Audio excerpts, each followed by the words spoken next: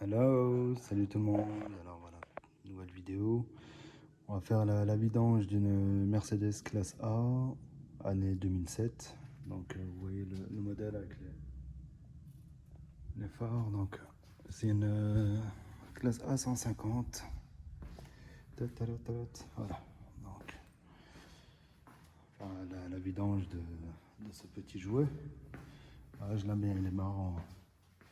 Chouette à rouler, très agréable. Bon, ça c'est la petite voiture familiale de tous les jours.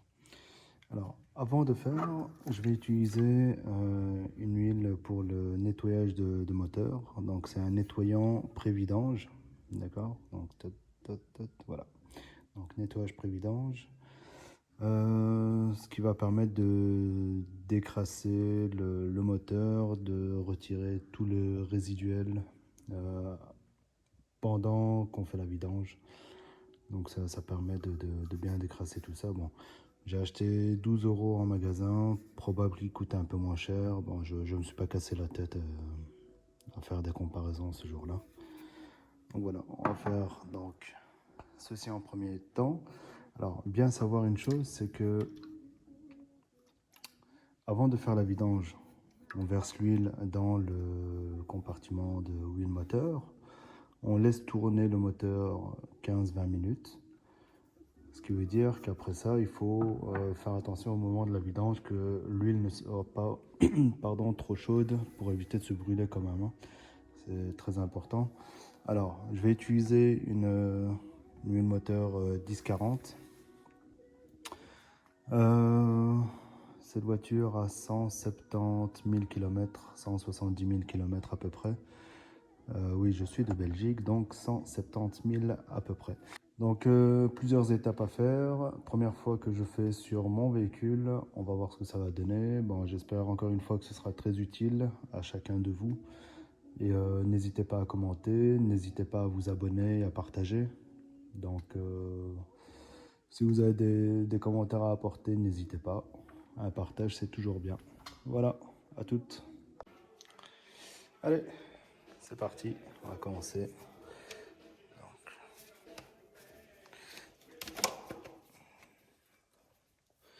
Ouais, on va quand même que un petit peu encrasser. Hein. Alors je rassure au cas où, pour les petits sceptiques, c'est pas un joint de culasse. Ça peut arriver.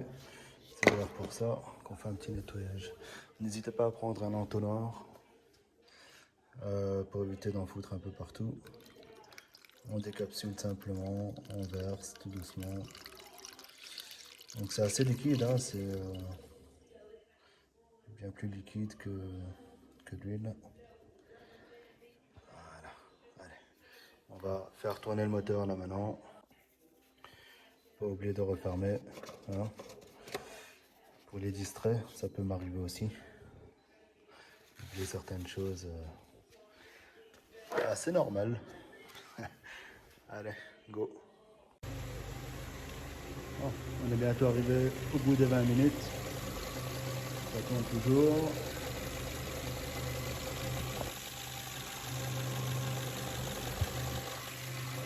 On va bientôt la laisser se reposer. Donc je vais la surlever sur les rangs. Alors, on va commencer tout doucement. Donc, pour ne toujours pas oublier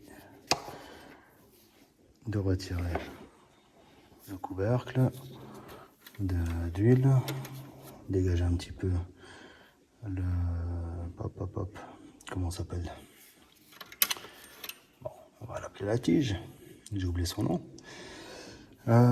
pour que l'écoulement puisse se faire de la manière la plus optimale. Donc comme j'ai expliqué, je l'ai remonté sur les rampes. Ce qu'on aura besoin, donc ne pas oublier un petit dévidoir, un petit récipient.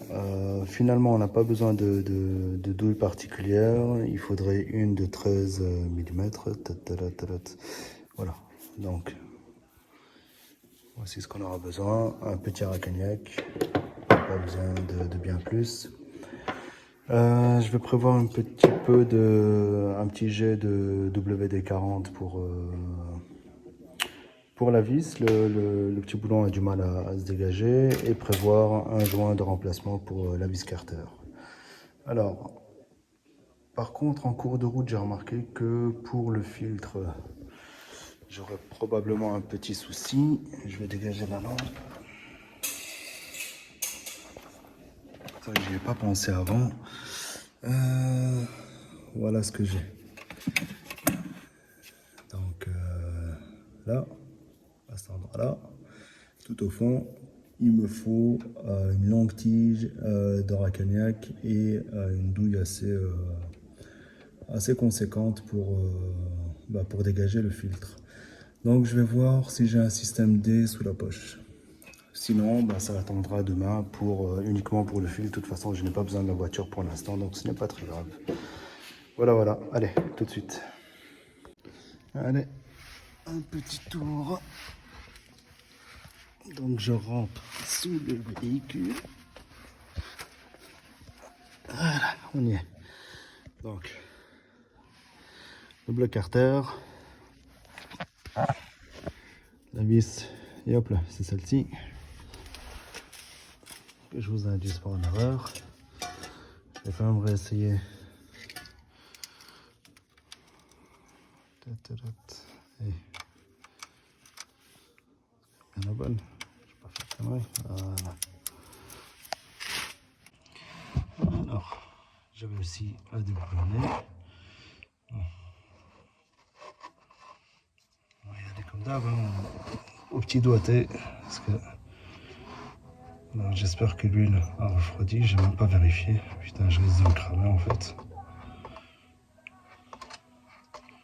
Alors, toujours y aller tout doucement.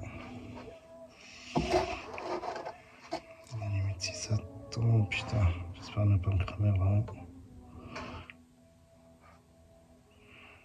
Je suis impatient à ce point-là. Ça, je piche pas par contre. Ok, ça sort bien.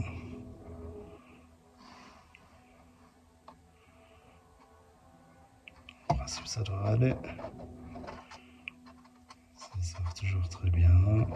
Le boulon n'est pas chaud, hein, mais après le contenu, ça je ne saurais pas dire s'il est chaud ou pas.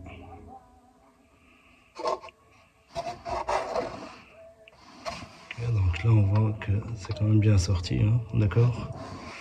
Allez, ça continue. Voilà, ça va, c'est pas compliqué. Bon, alors, comme d'hab, comme à mon habitude, j'en ai foutu un peu partout. Voilà. Désolé pour l'image. C'est vraiment comme du pétrole, c'est magnifique, on est riche. Ah, c'est pas Dallas, c'est Bruxelles. Allez. Et la catastrophe, regardez. J'ai pas prévu d'avoir plus de 5 litres. Pourtant, je sais pas comment ça se fait. Je pensais avoir quand même moins dans le réservoir d'huile. Bon, j'ai bien débordé. Allez, catastrophe, on va nettoyer. Ok, alors, ça s'écoule toujours légèrement. Donc, comme à mon habitude, je rajoute un petit peu d'huile pour dégager les derniers résidus à l'intérieur. Pas en mettre trop, c'est pas nécessaire, mais vraiment juste de quoi dégager les derniers résidus. On va voir ce qui se passe en dessous. Bon, c'est toujours pas nettoyé à la perfection, mais voilà, on voit que ça s'écoule toujours. Hop là. Ok. Voilà, donc l'huile vient d'arriver. Et donc ça s'écoule bien, correctement. D'ailleurs, je vois que c'est déjà un peu plus transparent que tout à l'heure, donc c'est très bien. Donc maintenant, on va toujours laisser égoutter jusqu'aux dernières gouttes, jusqu'à ce qu'il n'y en ait plus. Ça peut durer un peu plus de 20 minutes. Hein. Alors, ici les conséquences de l'imprévu. Je pensais avoir un petit peu moins de 5 litres d'huile. Donc finalement, c'était bien plus que de 5 litres. J'ai transvasé donc dans ma petite litière pour chat. Mais voilà, gros nettoyage après qui s'attend. Allez, voilà, donc pour finir en beauté, on utilise la vis carter, hein, toujours la même. Je prends un joint en cuivre, donc un nouveau, hein, du même diamètre que l'ancien. Voilà le nouveau. Et on va retourner sous la bête. Allez, on va faire un petit tour. Voilà. En principe, c'est pas nécessaire de trop forcer. Ok.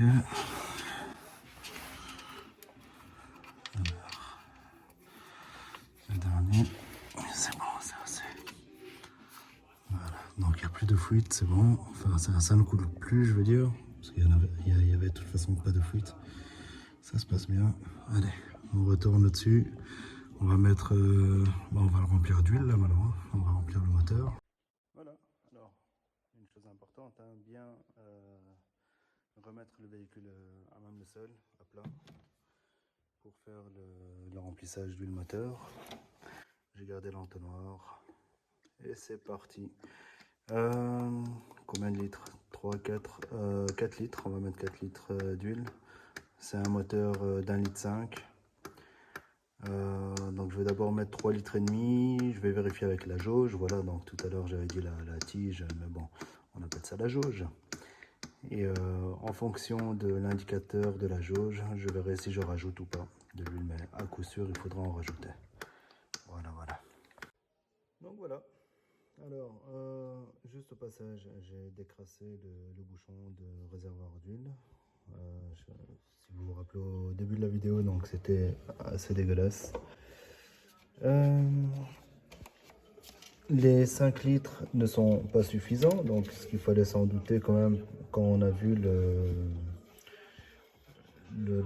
vidage d'huile. Donc il y a eu quand même deux contenants, donc un de 5 litres et un autre. Bon, là je le fais à l'arrache. On peut voir qu'il est... voilà, donc les 5 litres suffisent à peine pour se mettre entre les deux encoches.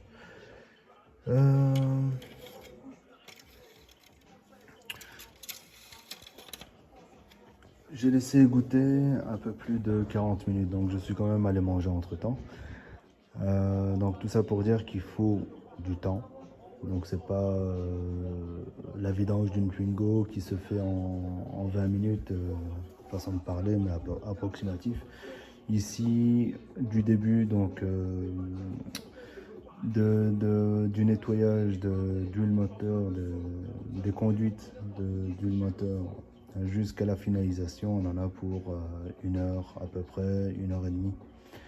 Donc 1 heure et demie plutôt. 20 minutes d'écoulement de vidange, 20 minutes de moteur qui tourne pour l'huile de vidange. Donc voilà, prévoyez du temps. Prévoyez du temps et on n'est jamais à l'abri d'un imprévu comme j'ai eu le cas moi-même. Donc là j'ai encore un gros nettoyage à faire au sol et voilà. Bon, pour le filtre, je vais voir si je pourrais le faire tout de suite ou pas. Salut. Alors c'est le lendemain de la vidéo première. Comme je vous avais expliqué ici, donc pour dégager le filtre à huile, il me fallait un écrou de taille 27, donc une douille de taille 27 que j'ai commandé sur Amazon hier, que j'ai reçu ce matin. Donc la douille 6 € à peu près et la rallonge ici à 11 € environ. Ce que je sais, c'est que j'ai payé à peu près 18 € avec ou sans les frais de transport, je sais plus. Non, il n'y a pas de frais de transport. Donc 18 € pour les deux pièces. Alors, j'ai bricolé une petite rallonge parce que je n'ai pas pensé à probablement avoir un souci de taille à nouveau, mais voilà. J'ai pris donc deux douilles de plus petit calibre que j'ai en boîte. Normalement, ça devra passer. Alors, voici le filtre qu'il faudra pour la classe A 2007 à 150. Et voilà. Et donc il y a les hauts coudes, hein, l'huile de coude à la bonne vieille méthode. Donc je vais pas pouvoir tenir le portable en même temps, donc je fais tout avec un smartphone. C'est assez profond, mais voilà, en soi ça devrait aller. Alors, comme une petite intervention, je préfère prévenir, mais j'ai déjà eu le cas sur la vidéo précédente sur Alfa Romeo pour faire un vidange. Donc là, on voit que ça se dévisse correctement, mais j'ai dû vraiment y aller au forcing. Je suis allé faire un petit tour pour chauffer le moteur, hein, et en même temps dilater un petit peu le filtre à huile. Donc grâce à ça et grâce à beaucoup d'énergie, de force, je ne veux pas dire que je suis costaud, mais j'ai dû user de la force. Et beaucoup de temps quand même. Donc voilà, là on peut voir que j'ai pu enfin réussir à dévisser la bête.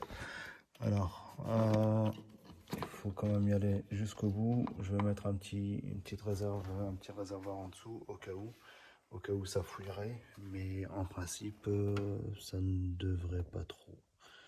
De toute façon ici il n'y a pas de zone où ça pourrait s'écouler si facilement. Bon. Alors, voilà. Donc ça c'est le petit chapeau. Et le filtre qui est juste là que je vais dégager à la main. On y arrive sans trop de soucis encore une fois, parce que là, depuis le début, c'est pas très joli tout ça. Faut quand même un peu de lumière. Allez, go. Ça c'est pas chaud, mais oh, putain. Bon, là j'ai dégagé encore un petit morceau. On va y aller morceau par morceau apparemment. Par contre là, s'il y a des façons plus pratiques de tirer, n'hésitez pas à commenter alors.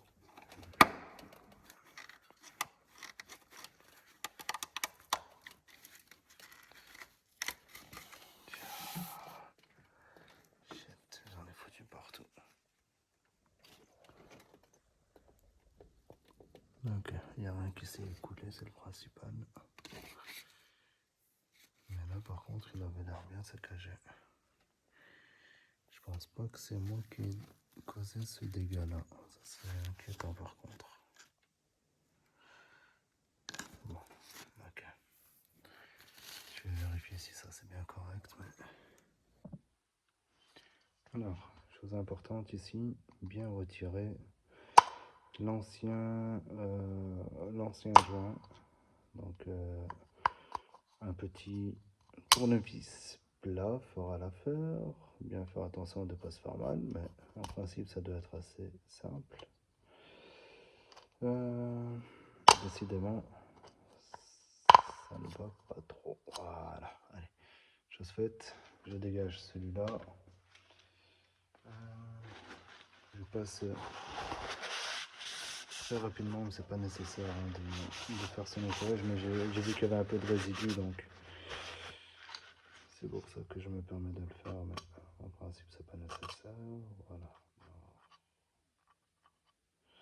Voilà, c'est bon. Le nouveau joint, l'humidifier avec le huiler légèrement et venir le positionner simplement. Donc bien voir qu'il soit bien réparti partout à la même hauteur, au même niveau.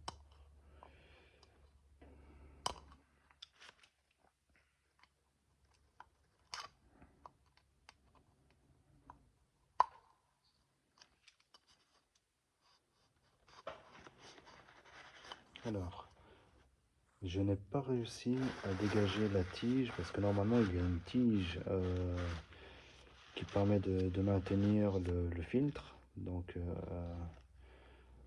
le filtre se place ici, la tige dans le filtre et le tout se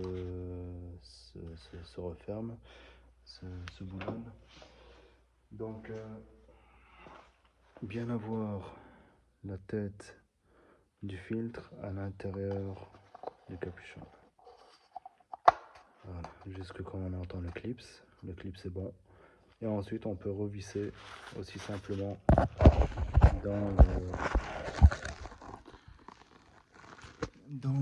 le filtre. Voilà, donc là ce que vous voyez ressortir c'est la tige. Normalement je dois mettre un joint dessus, mais bon, si le reste est fait correctement, je dirais que ça devrait aller. Ici je viens le revisser simplement. Et je vais terminer au Racagnac. Voilà. Et voilà, mission accomplie. Allez, on peut dégager tout ça. On fait une chose de faite. Bon, ça a pris un peu de temps. C'est contraignant, mais au moins c'est fait correctement. Alors ça c'est le plus important. Donc qu'est-ce qu'on a vu? Les outils qu'on a besoin. Que je me rappelle. Donc c'est une douille de 13 pour la vis Carter. Ensuite une douille de 27 pour le filtre à huile. Un filtre à huile. Filtre à huile. Bon, ici j'ai une référence, mais je ne vous cache pas que je demande toujours là où je vais acheter, donc qu'ils me fournissent la référence. Donc ça c'est une chose. Bien penser à une grande rallonge pour le Racagnac, ou alors du bricolage. Moi je vous cache pas que c'était du bricolage. C'est ce que j'ai pris de chez Amazon, et ici c'est différents embouts que je suis venu superposer les uns aux autres. Ça m'a fait ma petite rallonge de 2 cm dont j'avais besoin pour pouvoir dégoupiller le filtre à huile correctement. Autre chose, du temps, de la patience et de la bricole. Alors franchement, si c'est pour le faire vous-même, voilà, c'est ce qu'il faut. À part ça, c'est pas compliqué du tout.